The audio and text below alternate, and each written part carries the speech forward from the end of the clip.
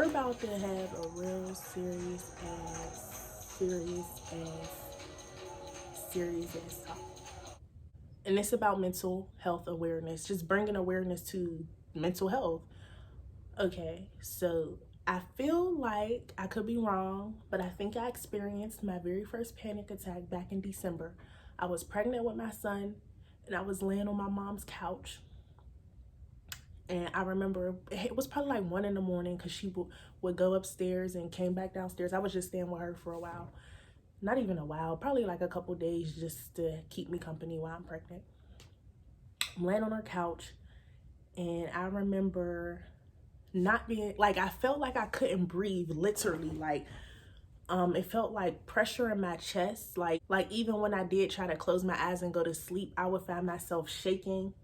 It was weird as hell. I think what I Googled was, it feels like my walls are closing in on me. That's exactly what it felt like. Now you type something in on Google and then the rest will fall into place. I'm like, damn, other people be feeling like this? This shit's scary.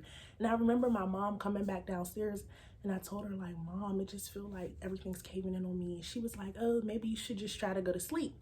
And I don't think that my mom meant anything by it. I think that she honestly was unaware of what was going on. And that's how a lot of people are, especially in Black communities. They're just like, oh, you'll get over it, oh, whatever. Like, it was deep, y'all. It was real deep. I almost got that same feeling again where it was like shaking, trembling. It wasn't as bad as it was before, but I knew I felt like so, I couldn't control the feeling that I was feeling. And now mind you, I had my son in January, but I'm still grieving. Like, there's times where I feel perfectly fine. And then there's times where I feel like it just happened. When I had my baby, I got an epidural, so my back still hurts. Like, my body still hurts. So my back start hurting automatically. I'm like, it's gonna bring back all those feelings. So I feel like there is never a expiration date on grieving. Like, you never know when it's gonna come back. You never know. So I had this feeling last night, and I remember texting my friend, and I told her, like, don't let me do nothing crazy. Not hurt myself. I'm never going to harm myself, but don't let me act out of character because of how I feel.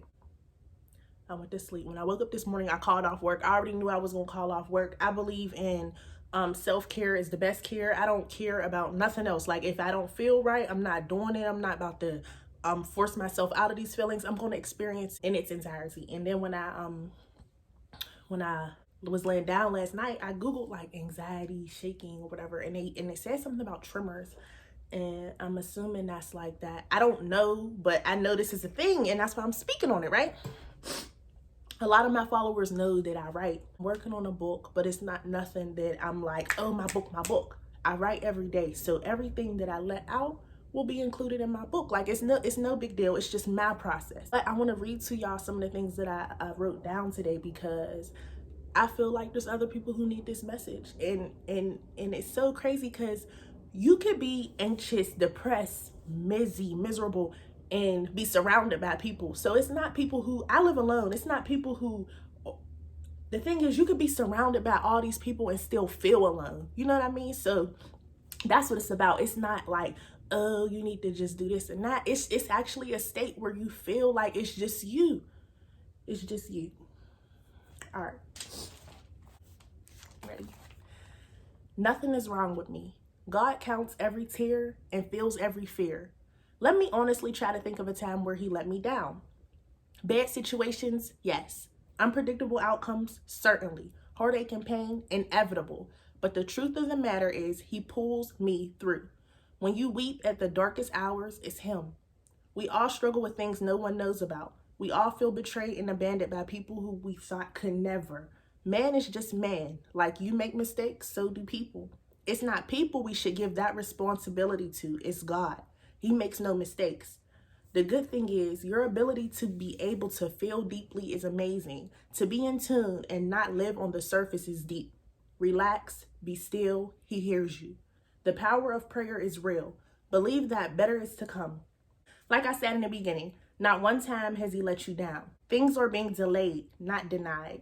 Channel all those deep feelings to positive beings. Watch how the good will multiply. Using that energy on people and things who don't deserve it, you'll be having anxiety tremors like a motherfucker. Everyone is going through real life shit. Take a break, be gentle with yourself. Grief does not expire. And I thought to myself, I am going in circles. Listen, love, each time you think before you react, you're one up. Each time you pray before you act, you're one up. Each time you acknowledge how you feel, you're one up. Yes, the experience is there, but each time trauma resurfaces in your life and you move differently, you're one up. God bless. So my thing is, I don't know, all that was just on my heart. Yes, I'm going through something. Yes, I'm grieving. Yes, I'm gonna be hurt sometimes. Yes, I'm gonna be happy sometimes. Yes, I'm gonna be confused sometimes. Yes, I'm not gonna understand sometimes, but each time things are gonna happen, is what I'm saying. Things are gonna happen, but it's all about how you react to them. So anytime I get that little shaky feely or whatever it is, I'm calling on God. I'm calling on God. Like there's nothing else to say. I don't act on that feeling. You know what I mean? Don't act up. Don't say nothing. Don't do nothing you'll regret. Don't embarrass you. Don't embarrass no other people. Just be still. No need. No need. Because at the end of the day, the only person who hurt me in my bed crying at 3 a.m. and hurt and all that shit was God. Nobody else.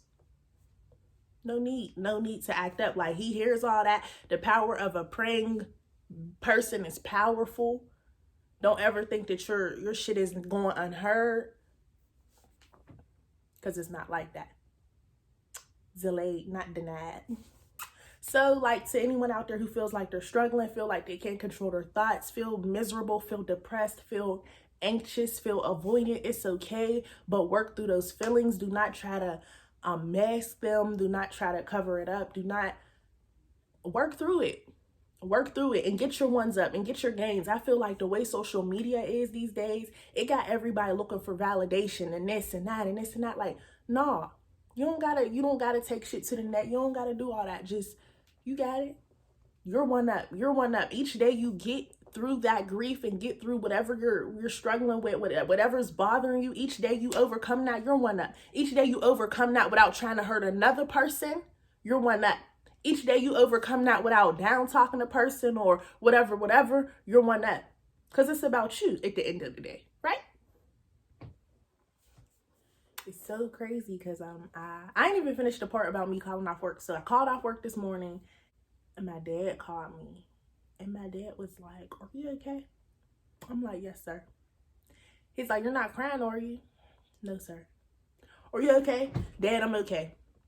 And he's like, well, something was just on my heart and God just told me to call you. Let's pray together. And when me and my big crick prayed together, it was like, wow, he'll send people in your life just on time. Just call on him. Be still. Because me acting out of my sadness, my whatever I got going on, wouldn't have did nothing for me. But the fact that like he'll bring people to you right on time. So just believe that. I feel like we all know what our triggers are, which is amazing. If you don't know what your triggers are, I can't even say we all know what our triggers are. If you don't know what your triggers are, for one, you need to start paying more attention to you and what makes you move and what makes you don't move. But I know that some type of anxiety or depression is coming on when I look at my surroundings. If I'm in my house and I'm not and I'm being careless, like I'm not really keeping up with my house. There's stuff everywhere. I know, like, okay, you're not in a good state of mind. Your environment is a reflection of how you feel. And although it's not a mess, my house isn't a mess, but it sneaks up on you. So once you start to get lazy, once you start to not being as productive in where you live at, there's a problem. So you can catch it. You can catch it like, oh, wow, I see myself slipping. Come on now. Stop looking at your mind and your body like they're two different things. They're one. They're one. And when everything's not in tune and sync, yeah, it's probably about to come. It's probably about to come. So just stay productive, stay positive, and stay informed. Like don't think that shit's not happening, because it is. Please do not let your illnesses or they call it diseases now, right? Don't let it go unheard. Don't sweep it under the rug. See a therapist, see a counselor, see a life coach. But the reason why I don't, like, I have a therapist.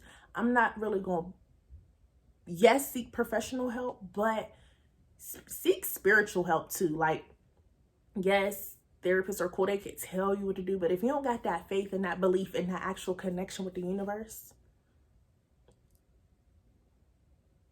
so seek help. Seek help. Don't let it go ignored. If you know, oh, my attitude's been nasty, or I've been shutting down, I've been not taking care of myself lately, yeah, don't ignore those signs.